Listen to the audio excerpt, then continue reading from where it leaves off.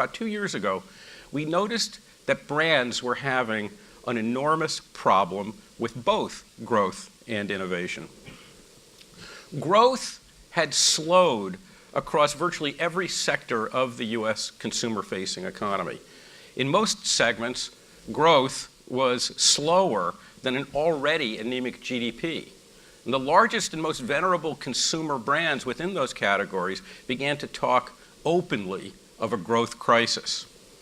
You saw some of this hit most hardest in retail. Retail stores were closing at a faster rate than ever in American history.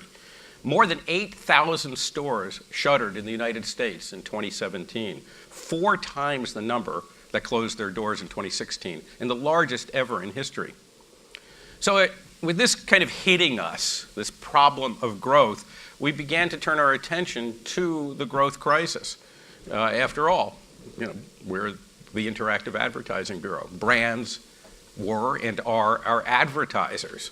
And what happens to brands and how they react influences and should influences everything in the world of digital media and digital advertising. And what we found, the deeper we went, what we found was not a crisis. What we also found is that it really wasn't about advertising, not as we conventionally conceived of it. What we found was a vast disruption, unrecognized, but really as profound as the first industrial revolution in the late 18th and early 19th centuries. In the research that Scott referenced, and that was, you saw a little clip of the original introduction that we released last February, we showed that consumer growth hadn't really stopped, but rather had shifted a fraction of a share point at a time from large incumbents across categories to thousands of startup brands. Much of this activity had gone unnoticed because individually these disruptor companies were simply too small to see. But in the aggregate, they constituted an extremely large and growing part of the economy. Let me give you a little bit of statistical background on this. In 1992 in the US, we had a $2 trillion retail economy. Almost 97% of those $2 trillion in sales took place in physical retail stores.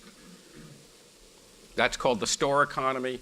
And then there is the non-store economy, which is only about 3 to 4% of the total back then. That included direct selling, mail order, catalog sales, telephone solicitations. It was between 3 and 4% of the total. And none of that was digital because there actually wasn't a commercial internet in 1992.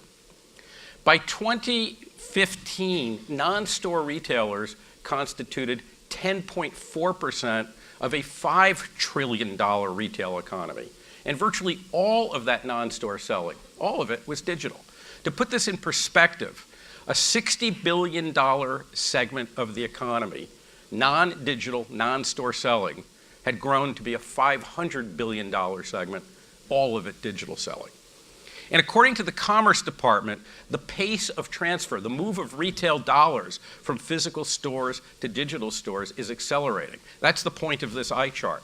It shows that e-commerce, in total, all e-commerce, from Amazon to the things that you do in your companies, your direct selling on your phone store and digital store, that's accelerating. E-commerce is growing 3 to 7 times faster per quarter than the total retail economy.